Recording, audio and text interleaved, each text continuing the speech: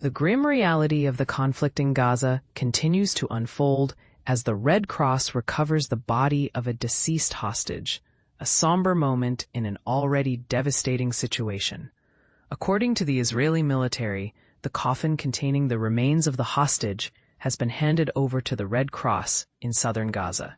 The IDF, Israel Defense Forces, confirmed this on X, formerly Twitter, stating the body is now being transported to IDF troops within the territory. They also urged the public to exercise sensitivity and await the official identification process, which will begin with informing the families. This follows a previous announcement from Hamas indicating their intention to return the body of an Israeli hostage on Friday. Earlier in the week, Hamas had already returned the bodies of 9 of the 28 deceased hostages in Gaza, in addition to releasing 20 living hostages. A point of contention: there's significant outrage in Israel because Hamas hasn't returned all the bodies as per the ceasefire agreement. However, the U.S. has downplayed the idea that this constitutes a violation of the deal.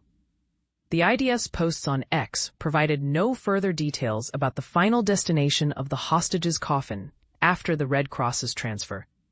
Meanwhile, the Times of Israel reported that a small ceremony led by a military rabbi would be held in Gaza before the remains are transported to Tel Aviv for identification.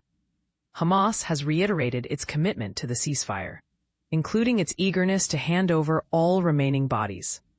However, the group has accused Israeli Prime Minister Benjamin Netanyahu of hindering their efforts to locate the hostages' remains by not permitting the use of heavy machinery and diggers in Gaza.